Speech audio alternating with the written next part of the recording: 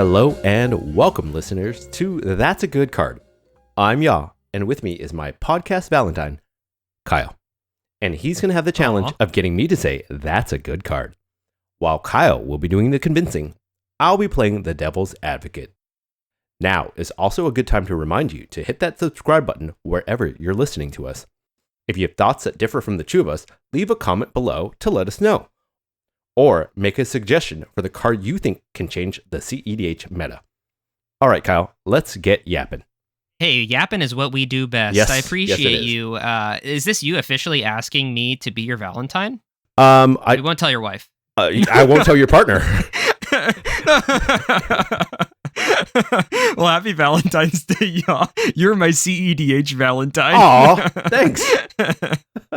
All right, let's get into this card for today, which was brought to us by a Discord community member and also a member of the Pacific Northwest CEDH community, Sam. So big thanks to Sam, aka the self-proclaimed and many proclaim to be the #1 Tazri player. Ooh, which Tazri? There's dozens of them. Beacon of Unity, the 5-color one. Okay. So shout out to Sam, who actually just top 4'd SCGCon Portland with this list, and this card was in his list. So let's talk about today's card, which is Birthing Ritual. It is a 2-cost enchantment, 1 and a green. It reads, at the beginning of your end step, if you control a creature, look at the top 7 cards of your library. Then you may sacrifice a creature. If you do, you may put a creature card with mana value X or less from among those cards onto the battlefield, where X is 1 plus the sacrificed creature's mana value. Put the rest on the bottom of your library in a random order. So it's a bit of a wall of text, but basically the summary, TLDR, is you play this enchantment, 6 on your board the whole game, and every end step, every one of your end steps, not everyone's end step, just yours, the person who owns Birthing Ritual. That'd be OP if it was everyone's, but just the person who owns Birthing Ritual. You're going to have a trigger. You're going to look at the top 7 cards of your library if you have a creature, and then you can choose to sack a creature to put one of those creatures that you looked at from those 7 cards into the battlefield. It's pretty cool. Notably, it is X or less. So it's X is 1 higher than whatever you sacrifice. So let's say it's a Birds of Paradise. From those 7 cards that you look at, you can get a 2-drop or less of a creature and just put it into the battlefield. Yep. It's primarily seen in only a handful of decks. This card's semi-new. It came out in Modern Horizons 3, and I remember it catching my eye, and I think multiple people brought this card up to me early on. Mm-hmm. I didn't immediately latch onto it. But the more I've kind of taken a look at it and the more I've heard chatter from people who have tested it, the more I realize that this card just has a massive ceiling. So I'm really excited to talk about it today. It's seeing play in Tazri, of course, a little bit in Glarb, a little bit in Kenrith, a little bit in TNT, and a little bit in Sisay. Yeah. So it's a sprinkle all around. But like I said, the cards hasn't really been out that long. And some of those lists are pretty fleshed out lists, or at least a lot of the pilots think they're fleshed out lists. So we don't get to see a lot of spice in some of those lists, but that's why we're here. Exactly. So let's kind of talk about this card. You ready for my first point? Yeah, let's go. Awesome. So this one comes directly from Sam, who kind of chatted with me about some of the best points about this card and why he likes it so much. And I loved his description of this is that it's 2 mana for a mini game that you get to play every single round, which is so funny to look at it this way. It's a mini game that's going to stick around through a grind fest of a game. Yeah. So for only 2 mana, 1 and a green, you get to play this mini game where if you win the mini game, bang, you are cooking, getting some sort of creature that is not able to be interacted with, right? And it just goes onto the battlefield. The cool thing about it as well is that the minigame kind of progresses itself. So if you're starting off with the Birds of Paradise with this, you look at the top 7, your very first time around after you've played this, right? And you find a 2-drop. Cool, you put the 2-drop into play. Nice. Sacrifice your bird, you got a 2-drop now. Next turn around, hey, now you're fishing for a 3-drop. hey, now you're fishing for a 4-drop on the next turn. It kind of ramps itself up until you're getting to a point where you have the ability, and you don't have to, right? You can look at the top 7 cards. You're not forced to sacrifice anything, but you have the ability to kind of just progress your board state just for this little dorky 2-mana enchantment is the best way to describe it, right? It's just this little dorky enchantment that it's the little engine that could, because it just keeps on trucking along. So it has an almost inevitability aspect of it that I think is really interesting. But at the same time, it's like inevitability, but it's also, it could be literally nothing. Or it could be nothing. So it's so funny. Yep. But that's my first point, is it's just a fun little mini game that you get to play. No, I like that. Turn cycle. I like that a lot. Yeah, it's a great way to describe it. Cool. My second point is I love the synergy with how this card interacts with top deck tutors specifically. It all depends on your board state, right? So whatever board state you have, it actually maps out pretty well, because you're going to look at your board and you're going to think to yourself, let's say you have some sort of top deck tutor, whether it's a worldly tutor or an imperial seal, doesn't really matter. If you know, like you look at your board state and you're like, hey, I have this creature that I don't really need anymore, and I really wish it was a creature with either the same CMC or something just a little higher, right? So you're staring at some 3-drop that you're like, I don't really need this anymore, but I would love Italian right now. I'm going to go tutor Italian to the top of my deck. End step, I'm going to put Italian into play uncounterably. That's awesome. And I'll use this point where when you're manipulating with the top deck tutors, you're trying to find those super high value targets. And I'll list out some of them. So I know I said Italian. I think Ranger Captain of Eos is something that's pretty easily accessible when you have something that's a 2-drop. Being able to, shift it into a 3-drop via a top deck tutor is super cool. It goes into your end step. And the cool thing about Ranger Captain specifically, that Sam mentioned to me, is that Ranger Captain is one of those ones that when you immediately put it into play, it has an immediate impact on the board. It doesn't matter that there's summoning sickness on the Ranger Captain, because it's coming in on your end step. So having a Ranger Captain, you can just crack it right away. You have that protection for the whole turn cycle if necessary, which is really cool to think about. Yep. And then lastly, some of the high value targets are straight up win cons, just straight up winning the game. So something like a Hazel's Brewmaster, or if you have one piece of a combo but not the other. So let's say you have a Warren Soul Trader, but you don't have the Chatterfang, or you have a Derevi and a Gaia's Cradle, but you don't have an Emil. So getting that second piece immediately to the top and putting it into the play could present infinite mana or just a win. And then finally, the biggest one of all, which I think is super cool, is being able to manipulate into a Thassa's, right? Yeah. Turn your Dork into a Thassa's Oracle on your end step that can't be rebbed, can't be pyroblasted, is really important. You're cutting off certain decks' only ways to stop that, right? Yep. Let's say you're in a Magda pod. The only way Magda is going to stop this is with a Reb or a Pyroblast, right? Maybe there's some fringe other interaction they have to stop Thassa's Demonic Consultation. I don't think so, right? So if you're able to just put a Thassa's Oracle into play, ETB on the stack, and you have a consult, like Demonic Consultation in your hand or a Tainted Pact in your hand, boom, you just won the game on your end step. That's pretty nifty. Yeah, that's pretty cool. That's I like that a lot. pretty sweet. I like that a lot. Yeah. Cool. That's my second point, is just top deck tutor synergy is nuts because you're able to get these like super high value things. Like it kind of plays itself in that way. It is based on what you have on your board. So you can just read the board state and know, hey, what is the highest value target I can get right now? Mm-hmm. What is going to be the best possible thing for me to get? And I just get it into play. That's awesome. Yeah. If there's no like, oh, I don't know what I should get right now, I don't, because there's new information being gained. It's like, nope, you know that you're going to be able to put this into play with the trigger unless somebody's stifling it, you know? Yeah. So I think that's super interesting. It puts you in a position where it's not necessarily linear, but it could be really clear what you need at that point. So I like that. Did you have any other creatures that you're like thinking about where you're like, okay, this is also like some crazy target that could just be like absolutely game changing at a certain point? Opposition Agent. Oh yeah, Yeah. that's huge. That's a huge one. It makes an impact right away, right? It doesn't need to wait. It just comes out and it's like, here I am. you have to deal with this now, but it's already on the battlefield, so good luck. Yeah, and the cool thing about that one is, like, let's say there's a Sisei sitting on 5 treasures, you know, or there's a Magda sitting on 5 treasures, and they don't activate it. You know what I mean? Respond, yeah. So they're like, oh, like, there's no way. Like, if he flips into an Oppo, he flips an Oppo, you know what I mean? And then, boom, the Oppo's into play. There's no interaction point between...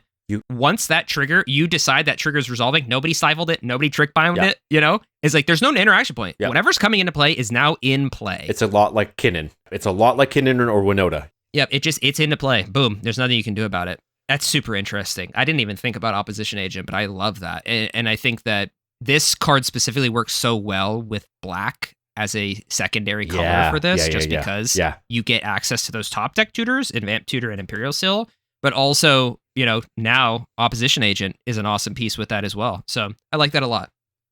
My third point is I like the synergy this card has with the creatures that, like, want to die. So, like, things like Stitcher Supplier, which what it reads is when it enters the battlefield, you mill 3 cards. When it dies, you mill 3 cards. Like, it's mostly played in decks, like, that are breach decks or want their graveyard to be full. Yep.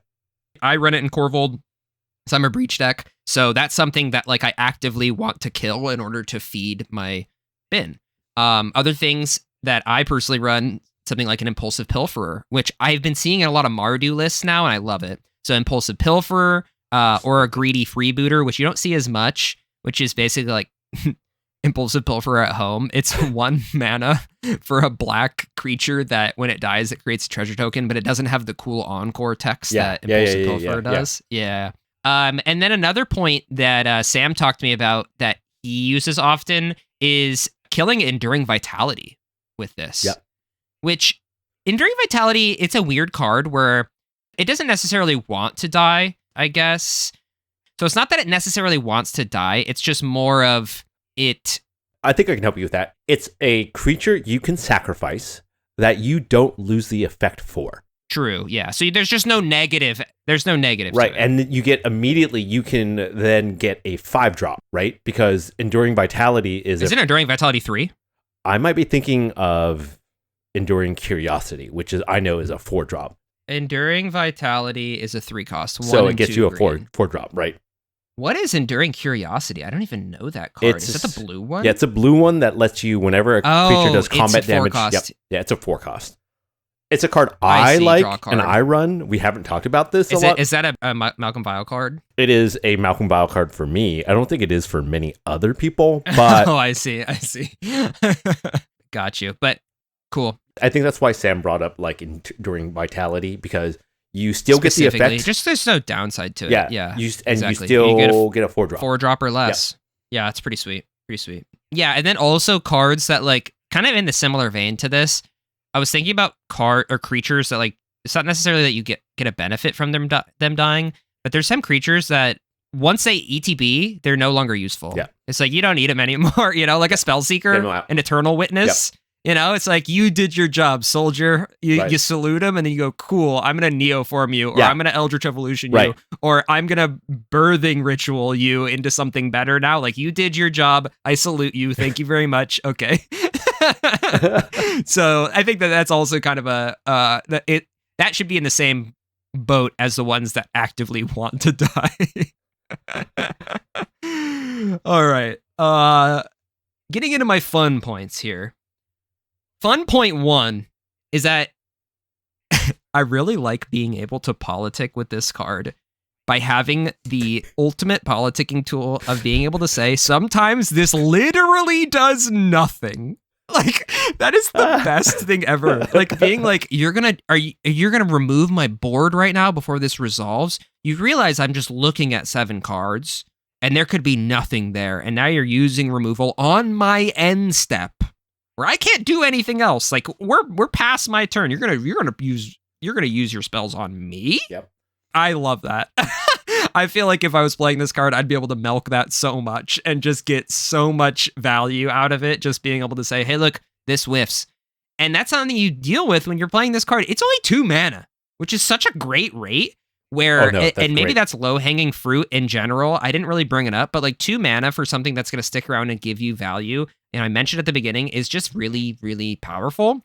It's kind of like in that same vein as well as like your classic yaw point, which is like it's so bad that it's good because nobody's going to counter it when it comes down. Right. I love that point. So like it's just a classic yaw point. And I think Sam mentioned that to me too. He's like, this never gets countered. So you got that going for you. Nobody's going to pop a Force of Will on a 2-cost green enchantment that nobody sees ever. It's like the perfect politicking tool to be like, this is, it comes out, somebody goes, what does this do? And then you just go, it's some jank. Sometimes it's really good. Sometimes it maybe shit.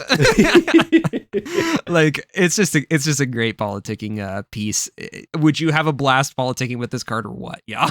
For me? Oh, absolutely. Absolutely. Yeah. And it's one of those, like, it's that kind of card where it's, like you said, it's just bad enough where if somebody does Force of Will this, you're really okay with it.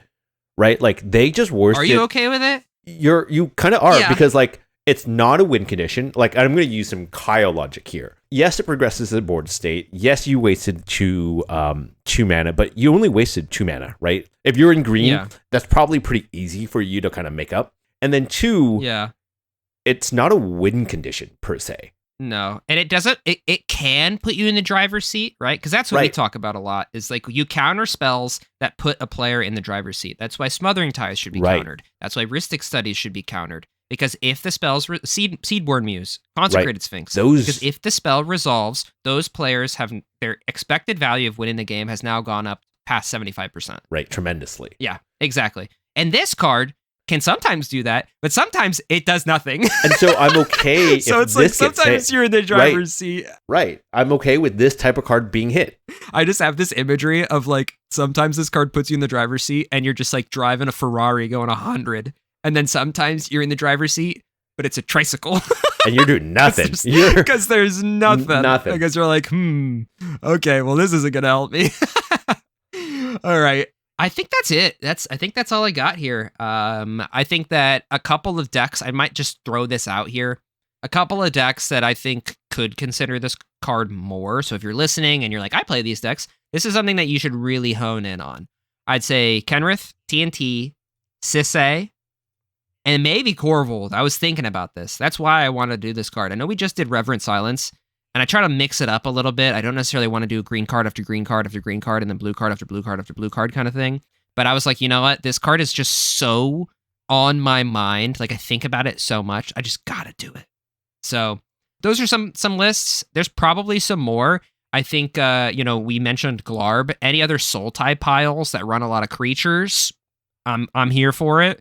Obviously, mono green players, why not? You always have dudes. Why not make your dudes into bigger dudes and then make those bigger dudes into even bigger dudes? Right. So, big fan. But yeah, that's my last point. I'm ready for your downsides, yeah. Tear into this card. All right, what is this card lacking? You brought it up, so I'm just going to, and I wrote this down. It's definitely low-hanging fruit, but the fact that you made it a fun point is something we should definitely talk about. The fact that the floor on this is potentially really low. The floor on this is it does an nothing. Actual nothing burger. Yeah, it does nothing. It really does. The funny thing about it is like you don't even get to look at the 7 cards and put it at the bottom. You have to have a creature on board or it doesn't trigger. Which I thought it was so funny. It's like, dang, you don't even get to look at 7 and put on the bottom and be like, okay, I guess I'm not getting those ones. Right. And it's literally just like actually nothing if you have no creatures on your board. And there are some weird game states sometimes where that could happen, right? Like where, I literally don't have a creature to trigger this ability, so I'm just going to ship my turn, right? Or like you have to decide on something else, and so you just don't have anything to trigger the enchantment. And so it kind of really can be spend 2 mana and then have it do kind of nothing until you can get a creature to stick. Hear me out. Counterpoint to this. Yeah. Is there a benefit to playing Possum with this card? In a sense that, you know how CEDH games go. Everybody listening to this pod probably knows how CEDH games go. There's always somebody who's just like, I'm out of the game.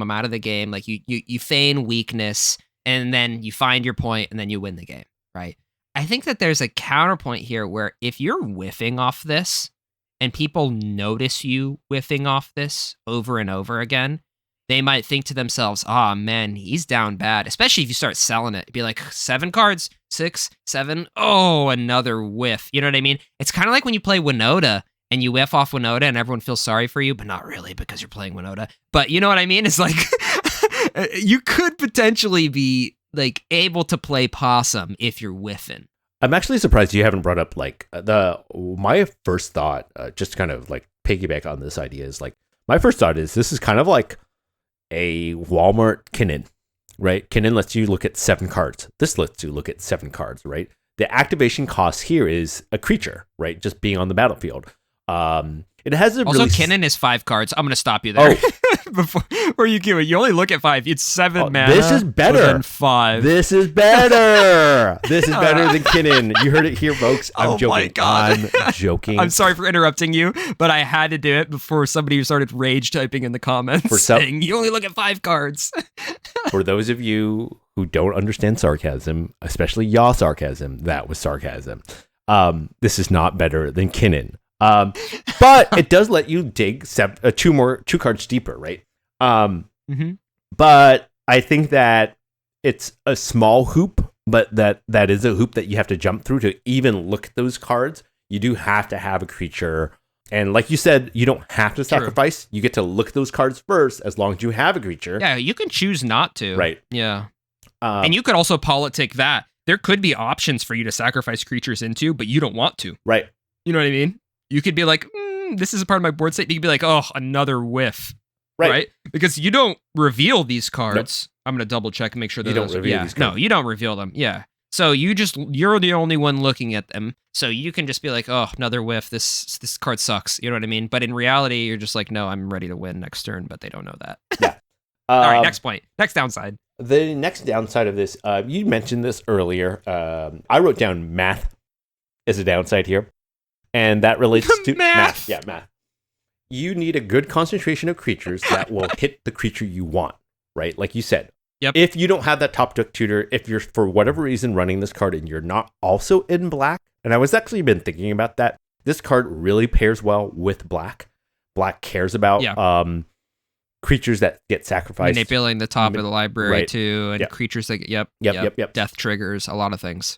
And you want a good concentration of creatures. I think the note you wrote down was that are close together in like mana value of some sort, right? And so super important. You do want this in a little bit more of a creature heavy deck, because I was thinking like, would Atraxa 100% run this, right? Like, does Atraxa run enough creatures that this matters to them? Do they care about the creatures, right? Like, It has to be a more even distribution of the creatures. That's the key here. And I'll help your point here. Yeah. Because when I was looking at this card for Corvold, one of the reasons why in my current iteration I don't think it would function well is because even though I have, let me check, I think it's 27 or 28 creatures. The disparity of mana values, I think, for you. The current thing. Exactly. The disparity of the mana values is really bad. I have so many 1-drops. Yep.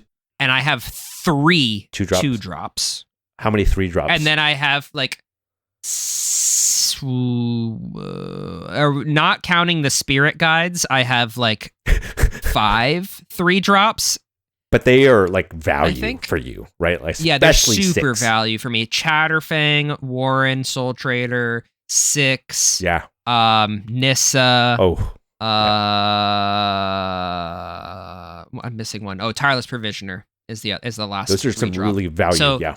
Exactly. And then my 4-drops, I literally only play Ruthless Technomancer as a 4-drop. So that's not really going to get anywhere. I have 0 5-drops. And then notably. A 6-drop.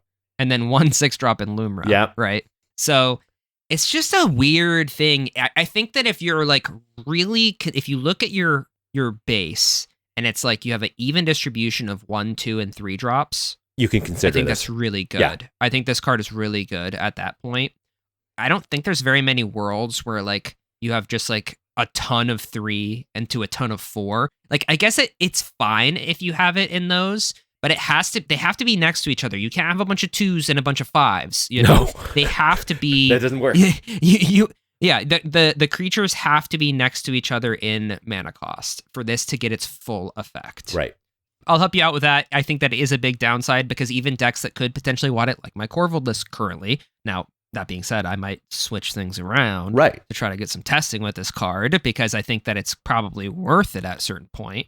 But you have to look at your list and don't just throw this in willy-nilly and just be like, man, I keep whiffing.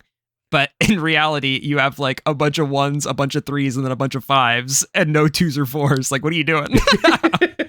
Yeah, I think that's a really good point on that. Like, I'm not saying that this is bad if you don't change anything. If you slot this in and you do not change your mana base and your creature base is like what Kyle just described. Base, yeah. You have like 5 1-drops, 9 2-drops, and then nothing in the 3-drop section, straight into 4. Yeah, and then like some 4s. Yeah. And then you're like, what are you doing? Yeah. It's definitely isn't like a close your eyes and put it in and start testing. This has you have to look at your deck composition, which is something I know you've been really stressing more lately, right? Is like, what does this bring? Like, what is the value I get out of this creature getting sacrificed, right? What am I hoping to hit? And you need to know what those hits are going to be. Mm-hmm. Cool. That's a great second point. Math. That's it. It's Math, hard. Period. My third point is psychology. Oh, wow. Another one word. Yep. This can create psychological feel-bads. Let's say you do get to, I get to trigger this. Yay! I believe the technical term is salt. Right. But salt that you've done to yourself. Because from my experience, I played both Kinnan and Winota, right? I've played them both for quite a while. Mm-hmm. And there are occasional, like, you have to like rewire your brain to not feel bad when you look at those cards and you see a card you want, but you cannot have. And in your brain, right? If you're in your brain, you're like, shit, that was within 7 card draws of me getting that card. But now I know for a fact it's randomly going to the bottom and I need that card like now or like within the next turn cycle. And you're wheeling that, not wheeling it, but you're putting that card to the bottom of your library. And I'm bringing that up as that's brutal. If you haven't played this type of deck before, where you're looking through, you're filtering through, it's still a good thing. And I know this is a downside where I'm bringing up a good thing. It's like you still get to see 7 cards. Don't get me wrong. You do get to see 7 cards. That is technically correct. Yes. And like you're going to potentially, again, feel salty if you see 7 cards and there's like 5 cards you kind of want right now. But oops, your math was wrong. You have 1-drops galore on your board and you're only looking at 3-drops, right? Or you're looking at the counter spell that you know you're going to need, right? Stuff like that. Like, that's the potential. Or the board wipe you need. Right. Yeah. The feel bad. You're out. I think that the silver bullet types of effects that you're like, I really need this, otherwise I'm going to lose the game. We're going into a Grand Abolisher turn soon. Like this person played a Grand Abolisher. I'm going to need a Boseiju or an Otawara because those are my only hopes. And then you look at 7, you go, put them right on the bottom. I get that 100%, and I understand the field bad. There's a game I played the other night where I was playing 6 attack trigger, mill 3 cards into my bin. Literally right before I did that, I was like, damn, a Culling Ritual would go so hard right now. And then I milled Culling Ritual into my bin, and I can't cast it because it's not a permanent. And I'm just like, wow, that's unfortunate, because I do not get to get the one card that would be so freaking incredible for me right now. So I get it. It sucks to look at cards that could be your out and know that you are not getting them. Right. That being said, rebuttal. Go ahead. Fetch lands are everywhere in this format. Right. So, I mean, like, at a certain point, like, the cards that you're putting to the bottom aren't staying on the bottom. Like, you're going to shuffle your deck so often just from, like, fetch lands or whatever other effect. So, not too worried about them staying there for the whole game. But in terms of, like, if you are truly just top decking, yeah, that would suck. And no, I totally agree with you. We're still playing CEDH. We're still looking at a bunch of tutors. We're still looking at ways to get those cards back from the bottom to the top. And I'm gonna even criticize, not critique, but like, I'm gonna critique my own point a little bit. Sometimes it's worthwhile knowing what's at your bottom of your library, right? What's at the bottom of your library? How cool is this? Think about this. Yeah. I know where you're going. Yeah. Are you Yeah. thinking about Yeah. what I'm putting down? Yeah. Put Thassus to the bottom as a bottom 7. Is that what you're talking? Oh yeah, buddy. Put Thassus to the bottom as a bottom 7. Pray it's either the bottom or the second from the bottom card. Rip a Tainted Pact or a Consult for the 2 in 7 chance of winning the game. Right. Naming Thassus. Right. Oh my gosh. It's a miracle. Wow. Incredible. And I think Best point of the pod. I think that's why Sam says that there's what did you say? This is a mini game, right? That's true. Very much a mini game. Sometimes you win that mini game, and sometimes you don't. You don't. That's true. Hey, think about it though. Your EV, your expected value of winning any 4-player CEDH game is 25%. Right. If you do that terrible play we just mentioned, 2 out of 7 is 28.5%. That's better. So that's than EV nothing. positive. The poker players would say, yeah, you do that. Yeah. Hey, but maybe you got some other blue things on your board and your devotion to blue's a little higher, you know? Maybe you got a heuristic study out there. Maybe you got some other little blue critters. What's a blue critter? Polywog Prodigy. Ooh, Why hot. not? Yeah. Maybe then your chances are increasing greatly because you have blue stuff out and about, roaming your battlefield. I think that's interesting. Yeah. Or you could just take the Thassus, put it into play, put a Tainted Pact to Consult on the stack. That's probably the better play, but that's not as fun of a mini game. It's true. It's not as fun, and it's not telegraphed. All right, that was a great ending to your downside. That we turned into a really crappy play that could be pretty cool. I'm still thinking about that. I'm thinking about whether or not I would actually do that, but it just doesn't make any sense because, like, I guess, like, if you're trying to fight a counter spell, like you're trying to fight non-creature counter spells, maybe you would do it. Like if you know somebody has a Flusterstorm and they think you're just ripping a Tainted Pact for value. Here's the better play. Interesting. Here's a better play. You top deck manipulate. You get your Thassus. You still look at 7, right? So now you're bidding. Yeah. You bring out the Thassus. You hold the priority, and you cast your demonic consultation. But the cool thing here is, 1 in 6 cards at the bottom of your library potentially. So if you're worried, right? If you, for whatever reason, are sniffing somebody's going to try to make you draw a card. Oh, and you have Consult. Right. Oh, interesting. Because there's 6 cards and that you could know what those are. Name. And you know what they are. That's true. So you could name one of those specifically. Right. And then there's a chance that you have a bunch of cards, or you still have some cards left. But you'd have to have a devotion to blue that was fairly 6 high. Or higher, right. Total. Fairly high. Yeah, 6 or higher. Right. Which, it could happen. You got a constant out or something. It would like only that. need to be 5 or lower. But, because you name a card. Because you get to name that card and you pick it up. That card goes in your hand. So now your library is 5. Thassus is 2, so you need 3 other blue devotion to guarantee it. Which isn't You still could be put in the weird scenario where if it is the bottom card, you're in the same spot, but it's kind of cool. I don't know. That's so weird to think about. It's so weird. And people are now like, they're going, why am I still listening? Why are you even talking about this? Why are we still on this? Because this is called shooting the shit in Magic the Gathering. These are the kind of LGS conversations that go on at 2 a.m. when 2 people are F6 and one person is taking a 30-minute storm turn. Hey, it happens. It happens. Anyway. All right. Yeah. Do you have any more downsides? No, that's it. All right. Yeah. What point of mine did you think was the best upside for Birthing Ritual? It's your first point. You had me at minigame. Where it's Sam's point. Yeah, shout out Sam. Sometimes the best Tazri it's in the world. Nuts. And sometimes it's nothing. And I'm all about cards like that.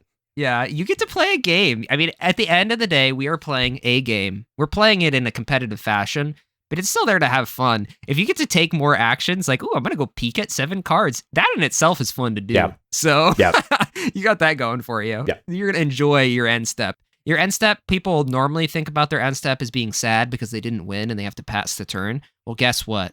This changes that mentality. Yeah. The end step is now fun.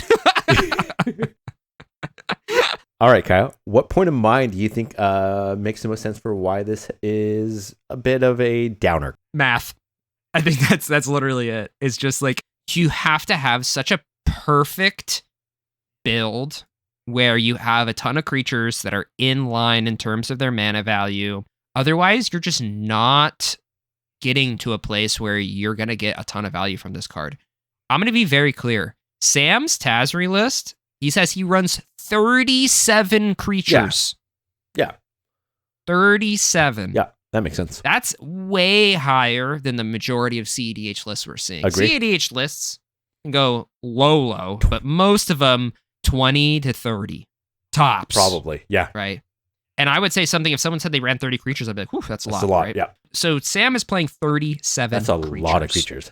Of course, this card is going to feel good when you're running 37 creatures. Yep. Of course. Yeah. Yep. So I think that's just your best point. For this to be as good as it can be, you got to run 1 million creatures, and they have to have a good CMC distribution. Yep. All right, yeah, it's time. Have we convinced you? Is Birthing Ritual a good card? Personally, yeah, I think so. I really do think so. Ooh. Right? The reason for that is, I know I brought it up, but I don't think the floor is going to happen that often. Like, it can happen. You just jinxed yourself, dog. Right? Oh, you just jinxed yourself. You're going to whiff so much when you test this now. I'm okay whiffing. I'm talking about the floor being, I don't ever get this to trigger, right? I actually don't see that, like, because I'm going to at least get it to trigger the first time, probably, because, like, I can see myself not you just want to make sure that you're getting to play your minigame? Right. Because at the end of the day, seeing 7 cards the first time and then seeing 14 cards on the second time this goes around, that's still 14 cards potentially deeper, because for as many times as you whiff and you go goodbye win condition to the bottom of my library, right? You also go, wow, I didn't get anything at all. And that was 6 out of 7 cards were lands, right? And I don't need any of those lands. I need those to go away. Interesting. That's if you don't shuffle between these Correct. instances. Right. Which is likely because we're in CEDH, but you never know. Yeah, you never know. Okay. You never know. Well, woohoo. Right. We did it. Sam, be excited, because guess what? Yah said, Birthing Ritual? That's a good card. That's a good card. All right, y'all. It is time for our favorite closing segment. That's a good card? Question mark? Yeah, you didn't even say it this time. I know. I was thinking about something else. I was still thinking about the minigame. We used to synergize? I was still thinking about the minigame. I'm sorry. Let's try that one more time. I'm leaving this whole bit in. Okay, it's time. It's time for That's a good card? Question mark? I got there. Okay, I guess that was a little better. I got there. Anyway, listeners, if you haven't played this game with us before, we like to end our podcast with a little closing segment, a little mini game, some would say, where I'm going to give the name of an obscure magic card to Yah, and it's going to be your job as a listener, as well as Yah's job, to guess everything about this card. Color, type, cost, mana value, flavor text, art, everything. And then we'll reveal at the end. All right, Yah, are you ready for your card? I'm ready. Your card is Shoving Match. Shoving match. 2 words. Shoving Match. I kind of feel like this is a white card. Okay. It's going to be, oh man, I kind of feel like it's an older card. Oh man. It sounds like a card that they would have made in like the late 90s. So I'm going to say it's a 4-cost enchantment. Okay. 4-cost enchantment. What's the pips? Ooh. Again, I'm going to commit to the old card. So it's going to be 2 generic, 2 white pips. Okay. Enchantment. It's going to say whenever a white creature enters the battlefield under your control, it can fight target goblin. Oh, wow. Target goblin an opponent controls, and they fight each other. I don't think fight was introduced until much later, but I love it. Oh man, maybe it's an old card. Maybe it does like it deals damage to a target goblin. It's okay, totally okay. What's the artwork? It's gonna be a pit, a fighting pit with two creatures in the middle, and they're shoving each other around. And then there's a bunch of bettors standing around the side with money in hand. Oh wow! And they're all watching this happen.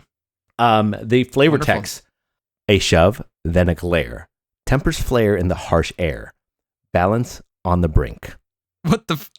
That may or may not have. Did you just like AI generate something? I'm not going to I hate it. Deny or. I hate it. Yeah. I hate it. That's who wrote it. AI is their name. AI is the name of the. Oh my god! I don't know. What's the flavor text? Don't do it. Do not read your AI generated flavor text. This is supposed to be from the dome, yeah. Try again. Kapow, kablammy, kaboom. They fought and they lived. And they lived. Oh wow. Okay, so it's like a cartoon where like the rabble rouser bubble of like smoke happens, but then they both come out of it. Okay, I like that. I like that. For sure. All right, yeah. This might have been one of the worst ones you've ever done. Oh, dude, yeah. I don't think you got a single part of this card correct in any shoving capacity. Match. Oh, it's probably an instant. Shoving match. Damn it, it's probably like an instant. It's an instant. Damn it. It's an instant. It's green. If you had to guess what other color it would be, no, it's not. It's blue. Blue? It's a blue instant. No way. For two colorless and a blue, so 3 total. Okay. It reads, until end of turn, all creatures gain tap, tap target creature. It's so funny. I actually love this card. So basically, it's an instant spell that gives all creatures the ability to tap themselves to tap a different creature. So it's like you shove somebody. It's like it's like, I'm going to tap you. And then someone goes, I'm going to tap my guy to tap you. So it just taps everything down eventually. That's kind of cool. I'm guessing how this would work. Yeah, it's super interesting. It is an older card. The flavor text reads, Rishadan Barkeeps know something the Mercadians have yet to learn. If you keep pushing, someone will eventually push back. And the art is like this blue humanoid who's super buff shoving somebody out the door. I'm guessing it's the barkeep. That makes sense. Yeah. That makes sense. So it's a cool card. I like that when I was zooming through random cards, I saw it and I was like, wow, when I read it, it's like, this is exactly what I would predict a shoving match would look like in Magic the Gathering. So I like the card. It's very flavorful. That's really cool. Actually, kind of like this. Yeah. All right, y'all. Thank you so much for listening to today's episode on Birthing Ritual. Please direct your attention down below to our description, where you'll find links to our link tree, which has all the places we host the podcast, whether it's Spotify, Apple Podcasts, or YouTube, as well as links to our Discord, where you can join our Discord community. It is ever growing. We get games in almost every night. People asking for games. We have people suggesting cards in our Discord, like Sam did. We have a whole channel just for Tag C card recommendations, so go ahead and drop your recommendations in the Discord channel, or drop them in the YouTube comments down below, because that helps us out a ton. Also, if you're interested in additional Tag C content, check out our Patreon. You can unlock tons of free content for only $3. Thank you so much, and we hope to see you next week. See you Monday. Bye. Goodbye.